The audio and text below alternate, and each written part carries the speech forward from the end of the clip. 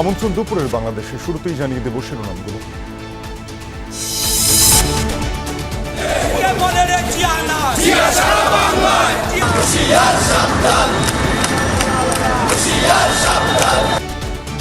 রাজধানীতে বিএনপি ও জামায়াতের আলাদা মিছিল বিক্ষোভ।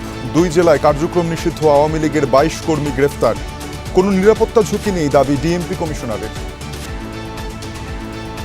যে কোনো অনাকাঙ্ক্ষিত পরিস্থিতি মোকাবেলায় ঢাকা মহানগর পুলিশের সোয়াট, বোম ডিসপোজাল ইউনিট এবং ডিবি সহ অন্যান্য বিশেষায়িত ইউনিট সমূহ স্ট্রাইকিং ফোর্স হিসেবে সার্বক্ষণিক প্রস্তুত থাকবে। একসাথে খেলা দেখলেন আর্জেন্টিনার রাষ্ট্রদূত।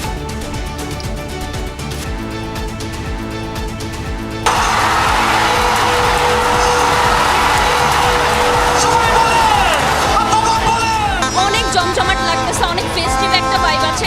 So yeah I am enjoying. যে ব্রাজিল করে উনি যে আসছে, উনি কি দেখছে কখনো ব্রাজিল কাপ নিছে? আমরা কাপ নিব, জাস্ট 4 স্টার লোডিং। ওকে,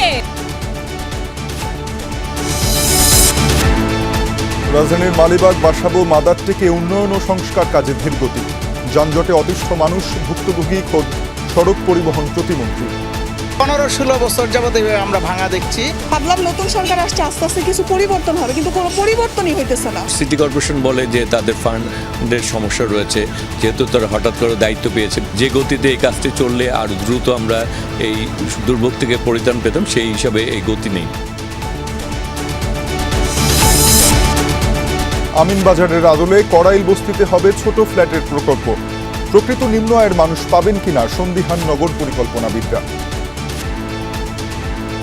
এটাকে ট্রেডিশনালি একটা আমরা হাই রেট মডেলে যেটা আমরা অন্য জায়গাতে দেখেছি সেটা না হয়, এটা হলেই এই যে করাইলের যে পুরো চরিত্রটা, সেই চরিত্রটা বদলে যাবে।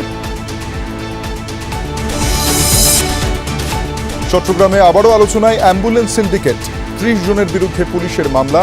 স্থায়ীভাবে ভোগান্তি নিরসনের দাবি রোগী স্বজনদের। অ্যাম্বুলেন্স আমরা নিতে গেলে অতিরিক্ত টাকা দিয়ে জিম্মি করা আমাদের। এখানে সিন্ডিকেটের হাতে আমরা অনেকবার হামলার শিকার হয়েছি। এখানে স্বয়ং মেয়র মহোদয় ওনাদেরকে ভাড়া বাড়ানোর সহযোগিতা করছে, সেখানে ওনাদের শক্তি তো বেশি হবেই। ইরান যুক্তরাষ্ট্র সমঝোতায় $12 বিলিয়ন সম্পদ অবমুক্তের ঘোষণা। হরমুজ দিয়ে জাহাজ চলাচল স্বাভাবিক। যুদ্ধবিরতি নিয়ে ফের বৈঠকে বসতে যাচ্ছে লেবানন, ইসরায়েল।